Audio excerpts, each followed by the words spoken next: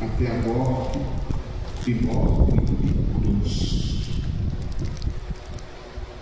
Quem era e quem é Jesus? O nosso Deus.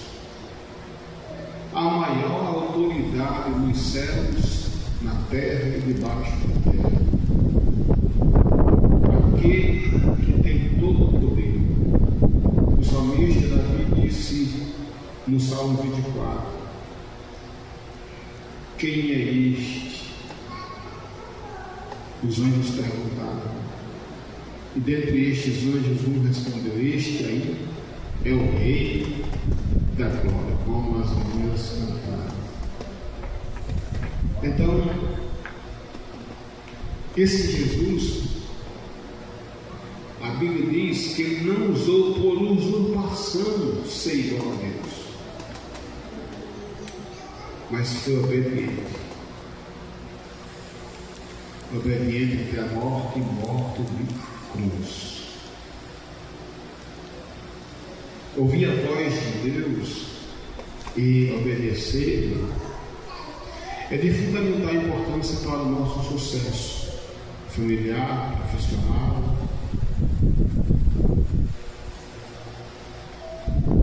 E em todos os segmentos da vida humana. Toda pessoa bem-sucedida na vida, em qualquer segmento que for, ela terá sido obediente. E toda pessoa que terá fracassos na vida é porque foi desobediente. E a obediência, ela começa na casa, no convívio com os pais. A Bíblia diz que a gente deve honrar os pais, que é o primeiro mandamento com promessa. Tem filhos que torcem o nariz, inclinam o nariz, estufam o peito e quer fazer do jeito que quer. E com Deus não é do jeito que a gente quer. Eu fui informado que alguém dizia bem assim: ou é do meu jeito, ou não é. Ou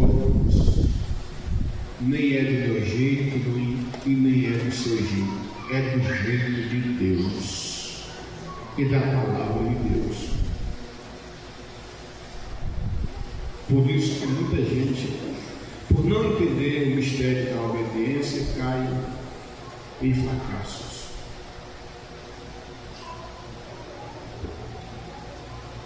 E quando eu trato esse assunto, já emendando com a mensagem da palavra,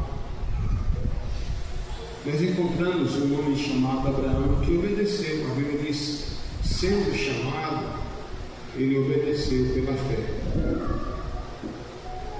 Abraão, sendo chamado, obedeceu.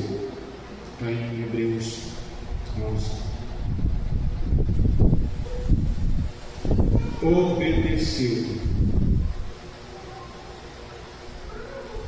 E Deus fez-lhe promessas. Capítulo 12, versículos 2 e 3, ele faz 7 riquíssimas promessas. E dessas 7 riquíssimas promessas vão se multiplicar. A primeira vai se multiplicar em 1000, a segunda em 2000, a terceira em 3000, enfim, inúmeras promessas. Mas a base lá estava nestes 2 versículos, o 2 e o 3.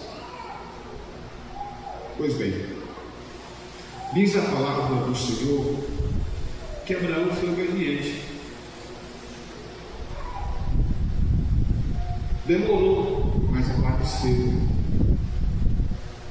Veio o cumprimento das promessas. Nasceu em Isaac. Isaac foi fruto da fé, mas também da obediência. Isaac era obediente, e por ele ser obediente, ele teve 2 filhos gêmeos. Esaú nasceu primeiro, cabeludo, vermelho. Daí ele futuramente tem esse nome Edom. Os edomitas são de origem de Esaú. E Edom quer dizer vermelho. E diz que Jacó era amado por sua mãe. Isso foi até tema da nossa mensagem da escola dominical, me parece que da semana passada. Finalmente, irmãos, a Bíblia nos mostra que Esaú, por não valorizar a vida, o princípio da obediência, trocou ou vendeu a primogenitura ou a bênção da primogenitura por um guisado. Eu falava ontem nos vermelhos que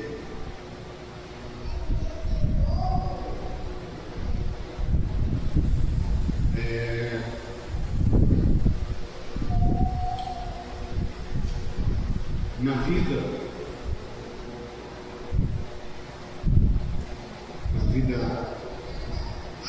familiar,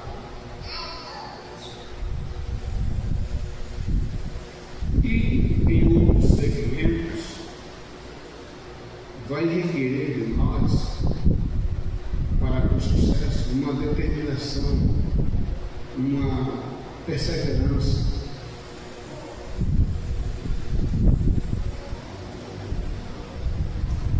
E também renúncias. Na vida da gente, ou a gente tem renúncias que não agradam a Deus, e até renúncias que agradam a nós, como foi o caso citado aqui pelo diácono. A filha dele que renunciar às propostas. Eu falava ontem das seduções do mundo ali na congregação dos vermelhos. Tem coisas que vêm para nos seduzir, nos encantar, para fazer com que nós percamos, irmão, o propósito de Deus para a nossa vida. Mas, irmãos, nós temos que entender uma coisa. É exatamente nesse ponto, nesse projeto, nesse detalhe, que a gente adquire a bênção do Senhor. Esaú não respeitou o que tinha por herança e trocou por um prato de lentilha. Foi tomado pela sedução do momento. Jacó foge, mas fugiu porque trapaceou, nem precisava, porque Deus já havia determinado que a bênção chegaria na sua vida. O que eu entendo com isso, irmãos? É que Deus já determinou bênçãos para as nossas vidas. Mas, pastor, por que não chegou ainda? Irmão, espere um pouco mais. Espere o tempo de Deus, porque Deus tem o tempo dele. Deus tem o tempo dele. E o nosso tempo não é igual ao tempo de Deus. O tempo de Deus não é igual ao nosso tempo. Glória a Deus. Então, o tempo de Deus é o melhor. Observe que tudo que Deus faz bem feito. Se alguém planta um pé, uma roça de milho, tem o tempo certo para a semente germinar, formar a plantinha, crescer, botar se for um pé de milho, suas espigas, feijão, suas vagens, mas tem um tempo determinado. Até para colher, não pode colher antes. Para nós nascermos, há a concepção, depois da concepção, 9 meses, e tudo dentro do tempo de Deus. E é esse tempo que a gente precisa compreender que está ali a ordem de Deus, a determinação de Deus. Porque diz a Bíblia, tudo tem o seu tempo determinado debaixo do céu. Eu não quero aqui ser empolgador de igreja, não quero aqui falar para poder. Não, eu quero falar biblicamente. Biblicamente, você vai abraçar a bênção.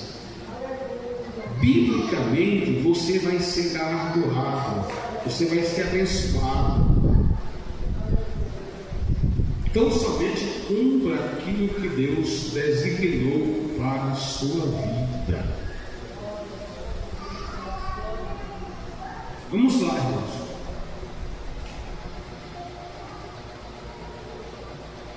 Diz a Bíblia aqui que Jacó foi morar com o seu tio Labão.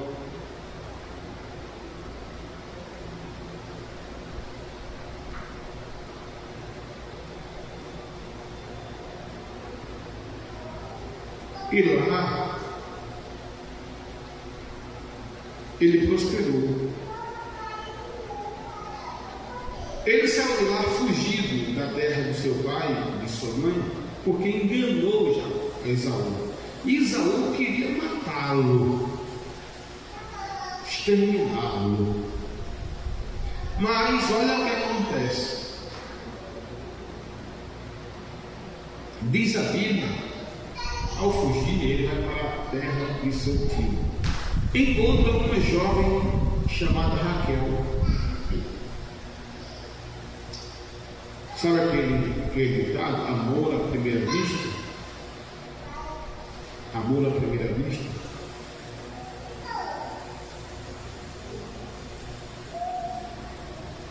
Foi assim com Jacó e Raquel.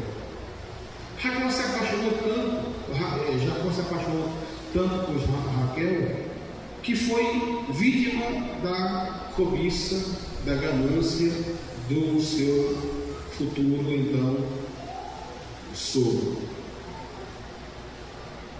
Ele trabalha 7 anos para poder conseguir a mão de casamento, com Raquel. Mas diz a Bíblia que na hora da núpcia, Labão, espertamente, Labão entrega a Raquel, ou a Lia, porque o costume era casar primeiro as filhas mais velhas, e Raquel era mais nova do que Lia. Mas Jacó trabalhou 7 anos por Raquel. E Lia tinha um olhar assim, eu não acho que ela era feia, sabe?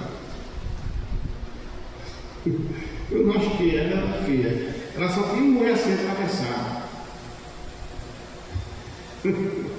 Que foi, filho? Ela só tinha um olho assim atravessado. Ela estava, o olho dela estava para ali, mas deixa que o olho desviava para cá. Um dia eu estava pregando, poxa, não é bom pregar essas coisas. Eu estava pregando, e aí eu pregando essa mensagem, eu comecei falando sobre mulher. Irmão, quando eu olhei assim para o lado, tinha uma jovem do mesmo jeito. Eu disse, e agora para mim sair dessa igreja? Mas depois eu fui contornando, mudança de via, depois sobressair desse negócio. Mas vamos lá. Quando na lua de mel, o núpcias, quando Raquel na expectativa, não foi. E quando Jacó se deu conta, já tinha acontecido. Quando ele acordou ao lado de Lia. É ele pagando o preço da desobediência, das muitas vezes que ele enganou. Não, Jacó quer dizer usurpador, não feio. Agora escute, por favor. É nesse contexto que ele vai e trabalha mais 7 anos para conseguir Raquel. Consegue. E tudo que ele fazia prosperava. Ele faz um acordo com Labão, as ovelhas X, as que nascessem listrada era para um dos dois, eu não lembro bem, e aquelas que eram para Jacó produzia mais. Então é bom, cresceu o olho e inverter. Não, essas que não são listradas vai ser. Aí as que ele inverteu começaram a produzir mais ainda. Ou seja, resumindo, o rebanho de Jacó ficou maior do que o rebanho do seu sogro. Agora ele tinha que sair daquele lugar. Aqui eu vou entrar no tema da mensagem de hoje.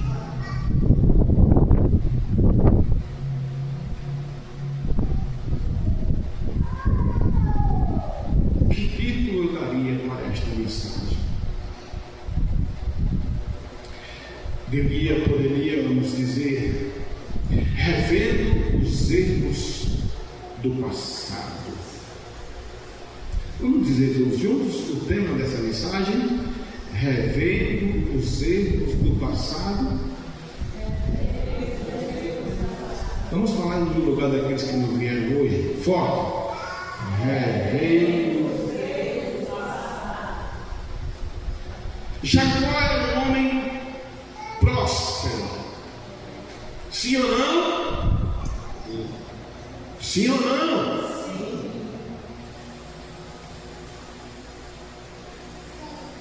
Bem sucedido. Mas ainda era Jacó. Ainda era Jacó.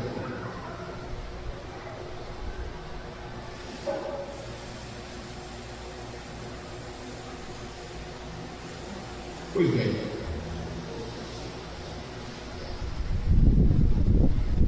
Jacó sabia quem ele era. Ele fazia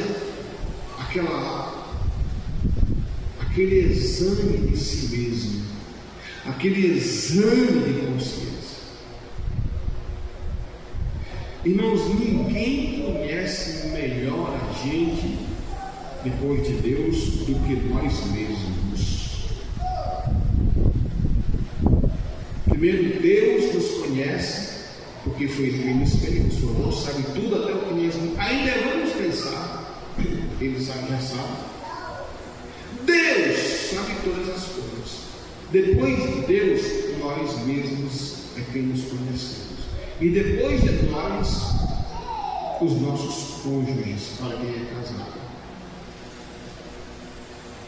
Quem melhor entende, quem melhor conhece o irmão Elton é a sua esposa, e vice-versa. Todo mundo nos aqui porque me parece que é o único casal que está aqui.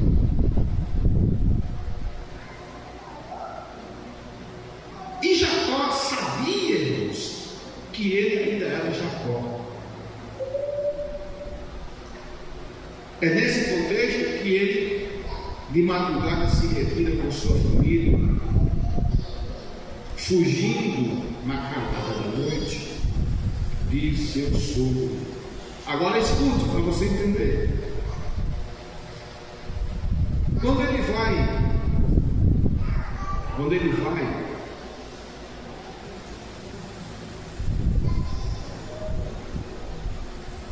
nessa fuga, voltando para o passado, porque haviam se passado 20 anos. Quantos anos?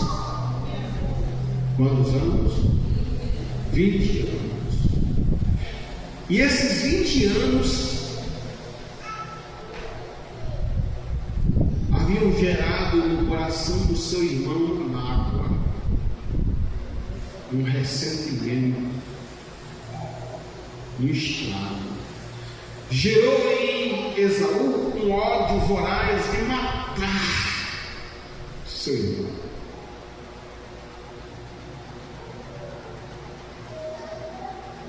Irmãos, essa coisa de conflitos em família, isso é pouquíssimo. É só a gente lembrar do que aconteceu lá no começo, quando a Eva e a Adão pecaram. Um irmão matou o outro. Depois disso, nós vamos encontrar na família de Davi um irmão matando o outro. E outros tantos crimes fora da Bíblia, de irmãos que mataram irmãos que até hoje são inimigos. E por que não adentrarmos no assunto eclesiástico? Há muita gente na igreja que às vezes não prospera porque não perdoa o seu irmão. Passa um ano, 2 anos, de repente 20 anos se passaram e a pessoa está ali morrendo e matando.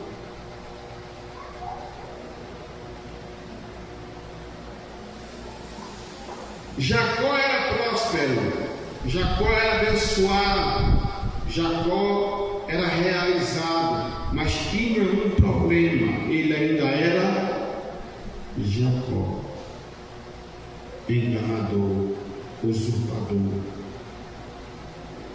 É aí que, nesse contexto da ida de retorno para a sua terra natalícia, que ele tem um encontro com Deus. E ele lutou com o anjo. Teofanicamente, ali era o próprio Cristo. Porque quando ele pergunta o nome, o anjo responde que o nome dele era maravilhoso. E um dos nomes de Jesus é esse: Deus forte, Conselheiro, Príncipe da Paz, Emmanuel, Deus conosco.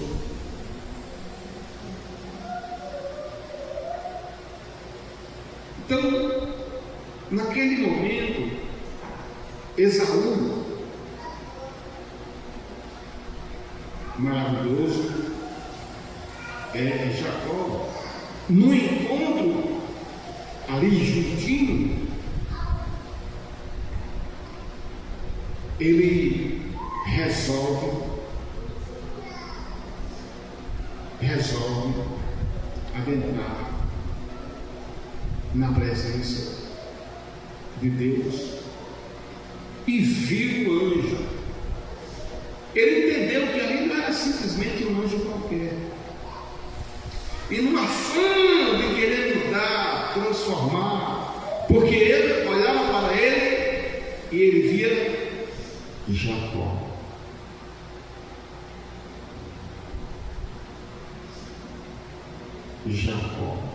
E ele queria mudar. Quando ele encontra o anjo, aí é nesse negócio que ele agarra o anjo e diz: se não só me abençoar, não largarei. É melhor que eu não largar. A alma está chegando. Larga. Irmãos, que exemplo tiramos dali? O exemplo da perseverança. Porque tem gente que não persevera. No primeiro momento é um desânimo, é uma luta, é uma dificuldade, quer entregar o cargo, quer entregar a igreja, quer entregar o trabalho, quer ser demitido, quer ficar. Irmãos, nós temos que entender o seguinte: eu vou até o fim. Foi isso que aconteceu com aquele homem chamado Daniel. O Senhor disse para Daniel: tu, porém, vai até o fim. Tu, porém, vai até o fim. Deus não nos chamou para ficarmos no caminho. Deus não nos chamou para ficarmos na metade do caminho. Ele nos chamou para irmos até o fim. Custe o que custar, doa aonde doer, venha o que vier. Ainda que a gente saia lá mancando, da luta mancando.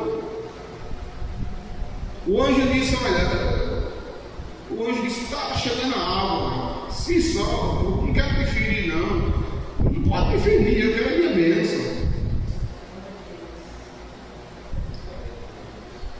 Querem saber, irmão? Determinação. O ímpio, ele passa a vida inteira jogando na loteria. Não é para jogar na loteria. Eu nunca joguei. Tenho autoridade para dizer: não joga não. Mas eu estou falando isso para dizer que tem gente que passa a vida inteira, até que uma hora certa na bolsa. Se não ganha milhões, ganha milhão de reais, que dá para ele viver desapagado. Diz que água mole em pedra dura, tanto bate até que fura. Tem gente que não consegue dar sequência na sua vida espiritual. É um crente capenga. É um crente de duplo ânimo. Uma hora está com a fé lá em cima, outra hora está com a fé lá embaixo. Não sei o que mais lá, não sei o que mais. A gente sabe, como tem pessoas aqui que já me falaram: pastor, por essa razão, por essa. Agora tem outros que é porque querem estar, irmãos, querem serem célebres. Irmão, eu estou aqui na frente dessa igreja no meu 4º ano, mas eu sou menor. Isso não é falsa humildade, não. É realidade. Jesus disse que o maior servirá o menor. Mas tem gente cristã, mundo afora, na igreja, que quer ser grande a todo custo. Aí não consegue os seus planos, aí sai inflamando um, inflamando o outro, falando mal do pastor, falando mal da igreja, dizendo isso, dizendo aquilo. Irmão, cuidado com esses envenenados.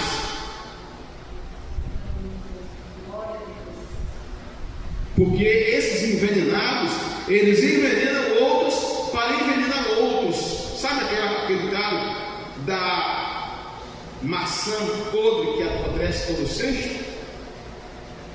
Se você der ouvido a um rebelde, a um desobediente, como começou falando aqui no nosso diácono, você vai se tornar um igualzinho a ele.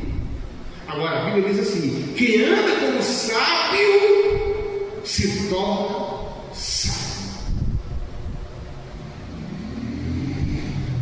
Mas deixa eu ir para os finais dessa mensagem. Ouça-me, por favor.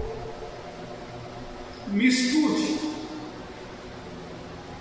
Diz a Bíblia Sagrada que quando naquela luta evangélica que ele estava travado com o anjo, já amanheceu o dia, O anjo resolve abençoá-lo, mas resolve também deixar uma marca, fere a coxa de Jacó. E agora Jacó andava assim.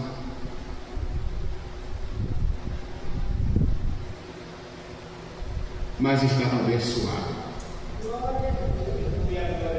Eu imagino que o diabo dizia bem assim: ei, Jacó, agora tu está coxo, e quem te feriu foi o teu próprio Deus. Quer nem saber, tu é abençoado. Estou mancando a perna, mas estou abençoado, cabeça rachada. Coisa ruim.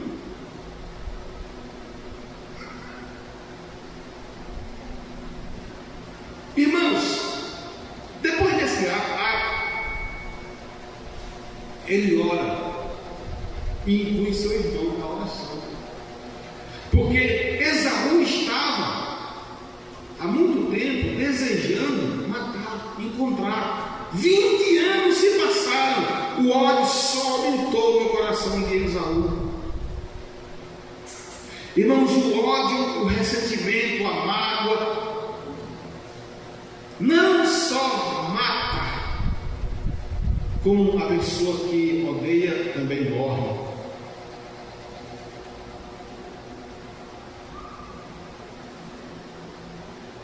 E eu não consigo compreender um crente que não consegue perdoar, e muito menos não consigo compreender um crente que não consegue se arrepender. Porque ou o coração já está endurecido a ponto de se tornar cauterizada a consciência, ou o Espírito Santo já não está nessa pessoa. Como foi o caso de Saul. Saul, não é Esaú.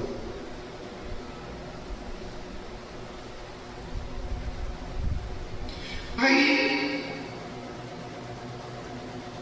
Jacó tinha servos naquela viagem. Ele já era um homem fazendeiro, ricaço. O que ele fez? Ele pega presentes e vai enviar para Esaú. Esaú recusa.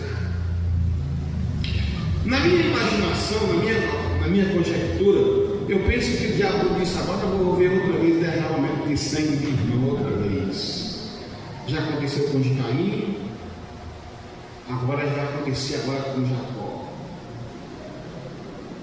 Esaú vai matar, e agora é que acontece uma catástrofe. Mas Jacó, lá no vale de Jacó. Ei, deixa eu te dizer uma coisa. Quando Deus te permite ir para um vale, mas irmão, o que é? O pastor está falando vale, mas não é vale, é val. E o que é vale? Não, vale é uma coisa, val é outra coisa.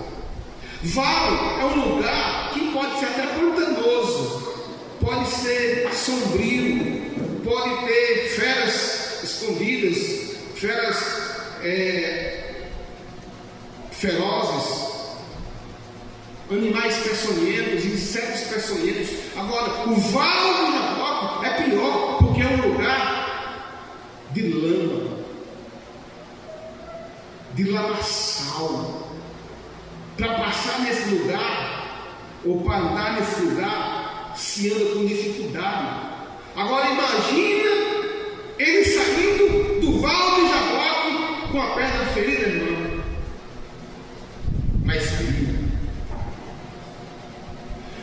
Agora ele vai encontrar o seu irmão. Nós estamos no culto da família. E diz a Bíblia que quando ele aparece, Esaú, com 400 homens armados para matar, para atrocidar o seu irmão Jacó. Quando os dois se encontram, os dois se abraçam,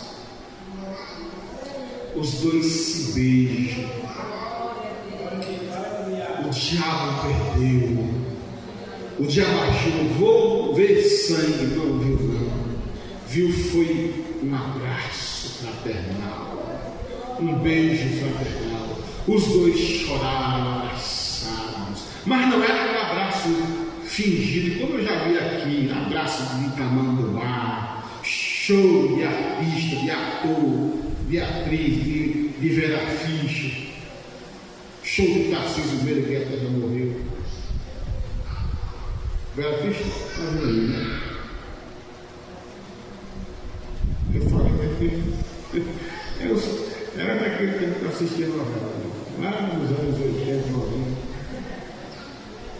Os novos não conhecem nenhum. E nem tem interesse em conhecer. Mas vamos lá. Os dois choraram. Assim que eu fui consagrado ao presbitério, ou consagrado ao presbitério, porque o diácono ele é separado, a função do diácono é uma. O presbítero ele é consagrado, é outra função. E o pastor ou evangelista é ordenado. Quando eu fui consagrado, no culto de sexta-feira seguinte, no comecinho do ano, aí eu estava assim de lado. Não, era assim de lado esquerdo. Sentado. 2, 3 dias depois de eu ter sido consagrado presbítero. E o pastor Mano Marcos, quem conheceu ele, sabia que ele não era de dar o púlpito ali para qualquer um, não. Aí o pastor me chamou. Não, eu só escutei quando o pastor Marcos disse: chama ele assim, diz assim, está chamando comigo. Eu fui. O pastor quer falar com você. Aí o pastor, você tem. Sentei. Dá para você vir pregar no culto da família, terça-feira que vem? Eu disse, dá, pastor, dá. Aí voltei para o meu banco. Quando eu cheguei lá, aí eu fiquei, meu Deus, o que foi que eu fiz? O que foi que eu disse para o pastor? Meu Deus. E o culto da família naquela época era mais numeroso do que a própria Santa Ceia. Vou terminar.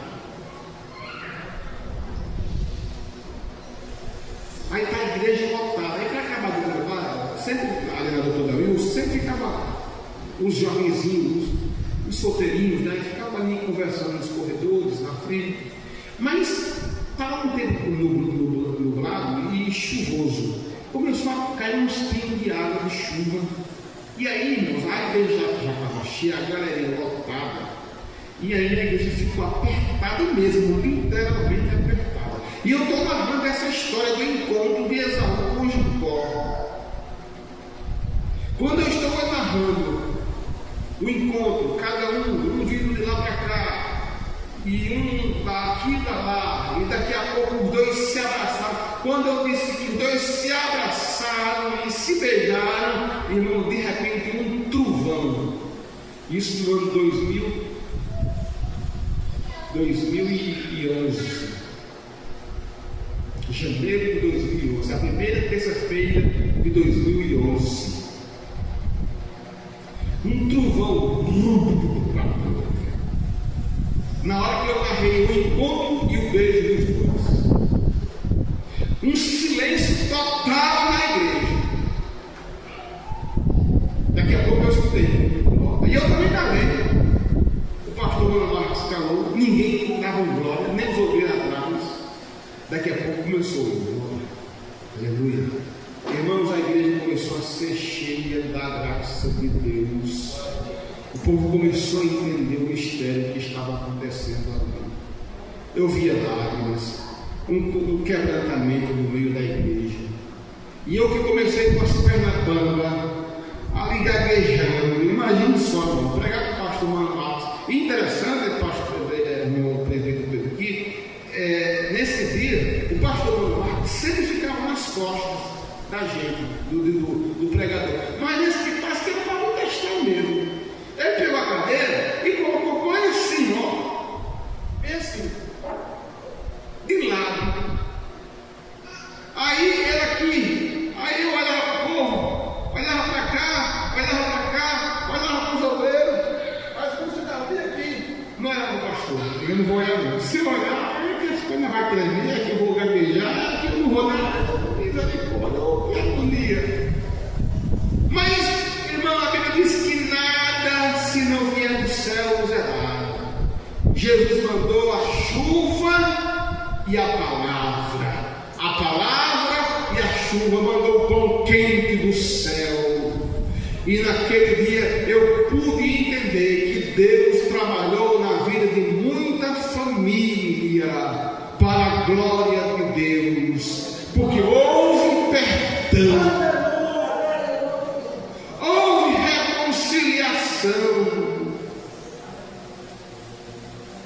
Aleluia, aleluia, aleluia. Jesus, irmãos, vive no meio da união. Ele mesmo disse: ó, quão bom e quão suave é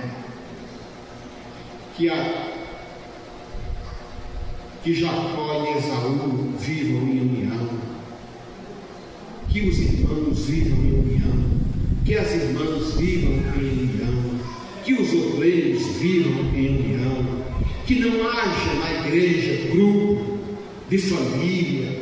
A igreja não pode ser dividida em grupos de família. A igreja não pode ser contaminada com um revoltado, com uma revoltada, não, irmãos. A igreja tem que ser pura. Quem diz amém? Quem diz amém? Só depois que eu ouvir, quem amém? São 9h05, irmãos. Parei aqui. Irmãos, eu recebi uma incumbência muito salutar, interessante.